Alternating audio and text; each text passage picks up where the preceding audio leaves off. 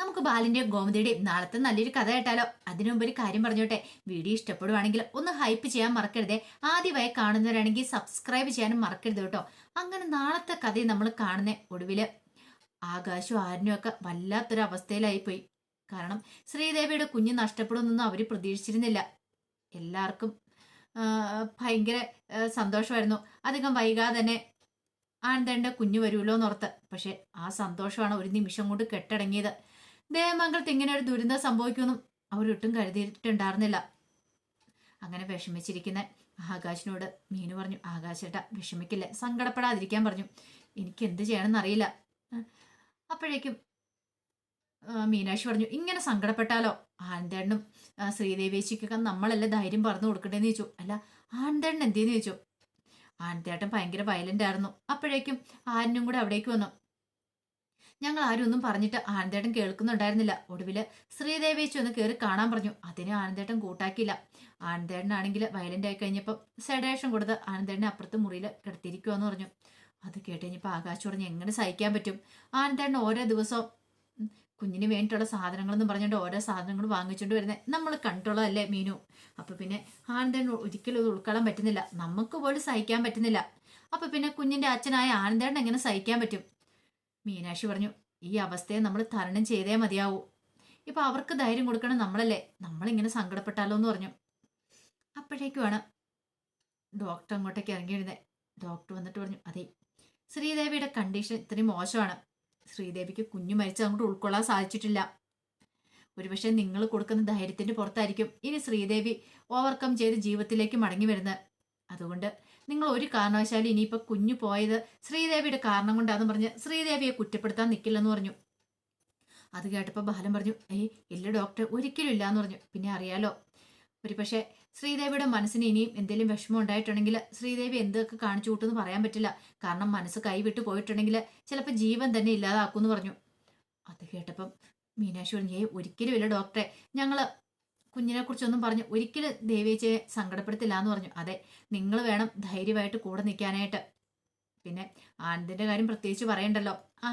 കാരണം ഇങ്ങനെ ഞാൻ ഇതുവരെയായിട്ടും ആനന്ദിനെ കണ്ടിട്ടില്ല. ഇതിനു മുമ്പ് ഇതുപോലെ ചെക്കപ്പിനൊക്കെ വരും ഭയങ്കര പ്രതീക്ഷയോട് കൂടിയിട്ടായിരുന്നു എന്നോട് സംസാരിച്ചുകൊണ്ടിരുന്നത്. അതുകൊണ്ട് ആനന്ദിന് നിങ്ങൾ ധൈര്യം കൊടുക്കണം എന്നൊക്കെ ഡോക്ടർ പറഞ്ഞു. അങ്ങനെ ഡോക്ടർ അങ്ങോട്ട് പോയി കഴിഞ്ഞപ്പോൾ ആകാശ് പറഞ്ഞു, ഒരു കാര്യം ചെയ്യാം, ഞങ്ങളൊന്ന് കയറി കണ്ടിട്ട് വരട്ടെ. അപ്പം ഗോമതിയാണ് ശ്രീദേവിയുടെ അടുത്തുള്ളത്, ഞാനും ആരിനും കൂടെ കയറി കണ്ടിട്ട് വരാമെന്ന് പറഞ്ഞു. അങ്ങനെ അവര് രണ്ടുപേരും കൂടെ ശ്രീദേവിയെ കാണാനായിട്ട് അകത്തേക്ക് കയറി. ആ സമയത്ത് ഗോമതിയാണെങ്കിൽ ശ്രീദേവിയുടെ അടുത്ത് തന്നെ ഇങ്ങനെ വിഷമിച്ചിരിക്കുന്നുണ്ടായിരുന്നു. ആര്യനെ ആകാശിനെ കണ്ടു കഴിഞ്ഞപ്പോഴത്തേനും ശ്രീദേവിയുടെ കണ്ണൊക്കെ നിറഞ്ഞു വന്നു. അപ്പോഴേക്കും ആര്യം പറഞ്ഞു, അതെ ദേവിയെടുത്ത് എന്തിനാ കരയണേ, സങ്കടപ്പെടുവൊന്നും വേണ്ട. അതെ, ഒരു കുഞ്ഞു പോയെന്നോർത്തോണ്ട് ഇനിയിപ്പൊ കുഞ്ഞുണ്ടാവാതിരിക്കത്തൊന്നും ഇല്ലല്ലോ, ഇതിനെ വിധിച്ചിട്ടില്ല എന്ന് കരുതിയാൽ മാത്രം മതി എന്ന് പറഞ്ഞു. എന്നാലും എത്രയൊക്കെ പ്രതീക്ഷയായിരുന്നു ദേവമംഗലത്ത് ഓടിക്കളിക്കാനായിട്ട്. ആ സമയത്ത് ആര്യം പറഞ്ഞു, ദേവിയെടുത്ത് എന്തിനാ വിഷമിക്കണേ, സങ്കടപ്പെടണ്ട. ദേവിയെടുത്ത് ഇങ്ങനെ സങ്കടപ്പെട്ടാൽ എങ്ങനെ ശരിയാവുന്നേ, ഞങ്ങളൊക്കെ ഇല്ലേ കൂടെ. ഞങ്ങളൊക്കെ ഉള്ളപ്പം ദേവിയെടുത്തേക്ക് ഒന്നും സംഭവിക്കാൻ പോകുന്നില്ല. ഇനിയും ദേവിയെടുത്ത് പ്രഗ്നന്റ് ആവും, കുഞ്ഞുങ്ങളൊക്കെ ഉണ്ടാവും, അപ്പോഴീ സങ്കടം അങ്ങോട്ട് പോയിക്കോളൂ എന്ന് പറഞ്ഞു.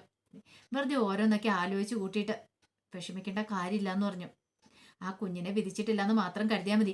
എന്തായാലും കുഞ്ഞു ജനിച്ചതിന് ശേഷമല്ലോ മരിച്ചു പോയേക്കുന്നത്, അതിനു മുമ്പല്ലേ. അത് കേട്ടപ്പോൾ ഗോമതി പറഞ്ഞു, എത്ര വട്ടം ഞാൻ ദേവിയോട് പറഞ്ഞെന്ന് അറിയില്ല, ദേവി കരച്ചിൽ നിർത്തുന്നില്ല എന്ന് പറഞ്ഞു. ശ്രീദേവി പറഞ്ഞു, അതെ എനിക്ക് ആനന്ദേണ്ണനെ ഒന്ന് കാണണം, ഞാൻ ഇവരോടൊക്കെ പറഞ്ഞു, പക്ഷെ ആനന്ദേണ്ണൻ ഇതുവരെയായിട്ടും വന്നില്ല എന്ന് പറഞ്ഞു. അപ്പോഴേക്കും ആകാശ് പറഞ്ഞു, അതാണ് കാര്യം, ആനന്ദേണ്ണനെ ഞങ്ങൾ വിളിച്ചോണ്ട് വരാലോ, ദേവി ചേച്ചി ധൈര്യമായിട്ടിരിക്കുക. ആനന്ദേണ്ണൻ നല്ല വിഷമമുണ്ട്. ഇത് കേട്ട് കഴിഞ്ഞപ്പോഴത്തേനും ശ്രീദേവി പറഞ്ഞു, അതെ ആനന്ദേണ്ണൻ എൻ്റെ അടുത്തേക്കൊന്ന് വന്നാൽ മതി, എനിക്ക് പകുതി സമാധാനവും, എനിക്ക് ആനന്ദേണ്ണനെ ഒന്ന് കാണണം പ്ലീസ് ആര്യാന്ന് പറഞ്ഞു. ഇപ്പൊ തന്നെ ഞങ്ങൾ വിളിച്ചു വിടാം, ധൈര്യമായിട്ട് ഇരിക്കാൻ പറഞ്ഞിട്ട് അങ്ങനെ അവർ പുറത്തേക്ക് പോവാണ്. ഈ സമയത്ത് ദേവിയുടെ കണ്ണൊക്കെ നിറഞ്ഞൊഴുകുന്നുണ്ട്. അപ്പൊ ഗോമതി പറഞ്ഞു, സമാധാനമായിട്ടിരിക്കും മോളെ, നീ എന്തിനാ സങ്കടപ്പെടുന്നേ, നീ ഇനി സങ്കടപ്പെട്ട് കഴിഞ്ഞിട്ടുണ്ടെങ്കിൽ ആനന്ദിന് സങ്കടാവില്ലേ, നീ വേണ്ട അവനും കൂടെ ധൈര്യം കൊടുക്കാനെന്നൊക്കെ ദേവിയോട് പറയണം. അത് കേട്ടുകഴിഞ്ഞപ്പോൾ ദേവിയുടെ മനസ്സിലേക്ക് പല പല ചിന്തകളും വന്നു. ഒരുപക്ഷെ ആനന്ദേട്ടൻ തൻ്റെ മുന്നിലേക്ക് വരാതിരിക്കുന്നത് എന്തുകൊണ്ടായിരിക്കും, ഇനിയിപ്പോൾ തൻ്റെ വയറ്റിൽ കുഞ്ഞില്ലെന്നും കൂടെ അറിഞ്ഞു കഴിഞ്ഞിട്ടുണ്ടെങ്കിൽ ആനന്ദേട്ടൻ തന്നെ ദേവമംഗലത്തേക്ക് കൊണ്ടുപോവോ, ഒരിക്കലും കൊണ്ടുപോകത്തില്ല. ആനന്ദേട്ടൻ തന്നോട് ദേഷ്യമായിരിക്കും, തന്നെ ഇനി വീട്ടിൽ തിരിച്ചുകൊണ്ടേ വിടും. തനിക്കിനി ഇവിടെ നിന്ന് ദേവമംഗലത്തേക്ക് പോകാൻ പറ്റില്ല. തന്റെ എല്ലാ പ്രതീക്ഷകളും താർന്നു. അതൊന്നും പക്ഷെ ഇവരോട് ആരോടും പറയാൻ പറ്റില്ലല്ലോ. ആ ഒരു ടെൻഷൻ ദേവിയുടെ മനസ്സിലുണ്ടായിരുന്നു. പിന്നീട് പുറത്തേക്ക് വന്നു കഴിഞ്ഞിട്ട് ആനന്ദ് ആനന്ദല്ല ആകാശ് ആര്യനോട് പറഞ്ഞു, ഒരു കാര്യം ചെയ്യാം, നമുക്ക് ആനന്ദേണ്ണെ ഒന്ന് പോയി കാണാന്ന് പറഞ്ഞു. അങ്ങനെ അവർ രണ്ടുപേരും കൂടെ ആനന്ദിനെ കിടത്തിരിക്കുന്ന സെഡേഷൻ കൊടുത്ത് മയക്കെടുത്തിരുന്ന മുറിയിലേക്ക് വന്നു. അപ്പൊ ആനന്ദ് ഇടയ്ക്കൊന്നും ഉണർന്നായിരുന്നു. പിന്നീട് വീണ്ടും അവിടെ കിടന്ന് ഉറങ്ങിയ സമയത്താണ് ബാലനൊക്കെ പുറത്തേക്ക് വന്നത്. അങ്ങനെ അവിടെ ചെന്ന് നോക്കിക്കഴിഞ്ഞപ്പോൾ ആനന്ദിനെ കണ്ടില്ല. ഇനി ഇവിടെ അല്ലേ എന്നോർത്തോണ്ട് ആകാശൊക്കെ അപ്പുറത്തേക്ക് നോക്കുന്നുണ്ട്. പക്ഷെ അവിടെയും കണ്ടില്ല. ഒടുവിൽ അവരങ്ങോട്ടേക്ക് വന്നു. മീനാക്ഷി എടുത്തു വന്നിട്ട് ചോദിച്ചു, അല്ല മീനു, എവിടെയാ ആനന്ദേടൻ? ആനന്ദേടൻ മുറിയിലില്ലോ എന്ന് പറഞ്ഞു. ഇല്ലെന്നോ? അവിടെ ഉണ്ടായിരുന്നല്ലോ എന്ന് പറഞ്ഞു. അപ്പോഴേക്കും ബാലനും അങ്ങോട്ട് ചെന്നു. നോക്കിക്കഴിഞ്ഞപ്പോൾ ആനന്ദ് അവിടെ ഇല്ല. അപ്പോഴേക്കും മീനാക്ഷി പറഞ്ഞു, ചിലപ്പോൾ ആനന്ദേടൻ പുറത്തേക്ക് അവനും പോയിട്ടുണ്ടായിരിക്കുമോ, അറിയില്ലോ എന്ന് പറഞ്ഞു. ശരി, ഞങ്ങളൊന്ന് നോക്കിയിട്ട് വരട്ടെ എന്നും പറഞ്ഞുകൊണ്ട് ആര്യനും ആകാശം കൂടെ പുറത്തേക്ക് പോയി. ആ സമയം മീനു പറഞ്ഞു, ഞങ്ങൾ ഇവിടെ നോക്കാന്ന് പറഞ്ഞു. ആ സമയം ബാലൻ പറഞ്ഞു, മോളെ ഇനിയിപ്പോൾ ആനന്ദ് എങ്ങോട്ടെങ്കിലും പോയോ? അവൻ ആകെപ്പാടെ സങ്കടത്തിലാ, എനിക്കറിയത്തില്ല എന്ത് ചെയ്യണമെന്ന്. അപ്പോഴേക്കും മീനാക്ഷി പറഞ്ഞു, അച്ഛനൊന്നും സങ്കടപ്പെടാതിരിക്കുക, സങ്കടപ്പെടേണ്ട കാര്യമൊന്നുമില്ല. ആനന്ദേണ്ണ ഒരിടത്തേക്കും പോകത്തില്ല. ആനന്ദേണ്ണ എവിടെ പോകാനാ, ഇവിടെ എവിടെയും കാണും, ഒന്നെങ്കിൽ പുറത്ത് പോയിരിക്കുന്നുണ്ടായിരിക്കും എന്നൊക്കെ പറഞ്ഞു. അവരെന്തായാലും നോക്കാൻ പോയേക്കല്ലേ, ഞാൻ ഇവിടേക്ക് നോക്കട്ടെ എന്നും പറഞ്ഞുകൊണ്ട് മീനു എന്ത് ചെയ്തു, അവിടെ ഹോസ്പിറ്റലിന്റെ അകത്ത് അവിടെയൊക്കെ നോക്കുവാണ്. ഇനിയിപ്പോൾ അവിടെ എവിടെയെങ്കിലും സൈഡിൽ പോയിരുന്ന് കരയുന്നുണ്ടോ എന്ന് അറിയത്തില്ല. അത്രയ്ക്ക് വിഷമമുണ്ടല്ലോ ആനന്ദിന്. അവിടെ ഒന്നും നോക്കിയിട്ട് കാണുന്നില്ല. പിന്നെ ഇതെവിടെ പോയി ദൈവമേ, ആകെപ്പാടെ ടെൻഷൻ. അപ്പോഴേക്കും ആകാശിന്റെ കോള് വന്നു മീനുവിനോട് ചോദിച്ചു, മീനു ആനന്ദേണ്ണെ കണ്ടോന്ന് ചോദിച്ചു. ഇല്ലാന്ന് പറഞ്ഞു. ദേ ഞങ്ങൾ ഈ ക്യാൻറ്റീനും പിന്നെ ഈ പുറത്തൊക്കെ നോക്കി, പക്ഷെ ഇവിടെ എങ്ങൊന്നല്ല, ഈ പാർക്കിംഗ് ഏരിയയിലൊന്നും ആനന്ദേണ്ണെ കാണുന്നില്ല എന്ന് പറഞ്ഞു. അയ്യോ, പിന്നെ എവിടെയായിരിക്കും അറിയില്ല മീനു. ഇനിയിപ്പോൾ എന്തേലും വിഷമത്തിൽ ആനന്ദേട്ടൻ, എല്ലാവർക്കും ഭയങ്കര സങ്കടമായിപ്പോയി.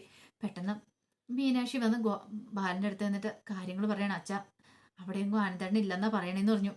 ബാലൻ ടെൻഷനായി. അപ്പോഴാണ് ഉദയഭാനുവിന്റെ കോള് വരുന്നത്. കാരണം ശ്രീദേവിയുടെ ഫോണിലേക്ക് ശ്രീകല വിളിച്ചിട്ട് കോൾ എടുക്കുന്നില്ല. ഇതെന്തു പറ്റി എന്നൊരു ചിന്തയായിരുന്നു അവരുടെ മനസ്സിൽ. വിളിച്ചിട്ടും കോൾ എടുക്കുന്നില്ലോ, എന്താ ഏതാ കാര്യം എങ്ങനെയൊന്നും അറിയത്തില്ലോ.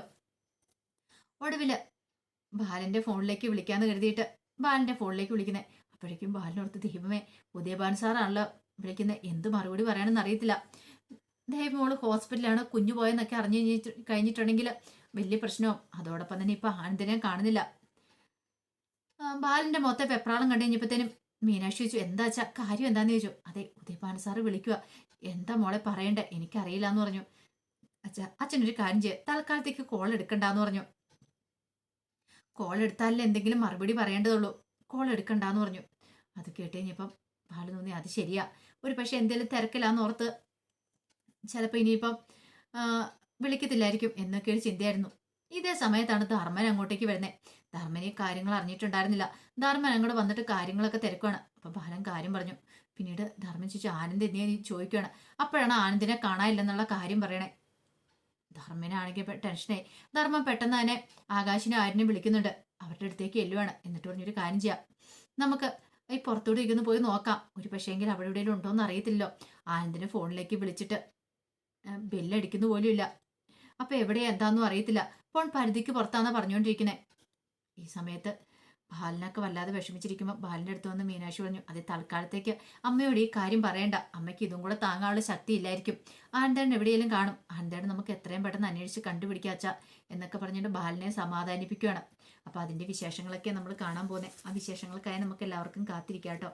ഒരിക്കൽ കൂടി എല്ലാവർക്കും ശുഭരാത്രി നേർന്നുകൊണ്ട് നിർത്തുന്നു.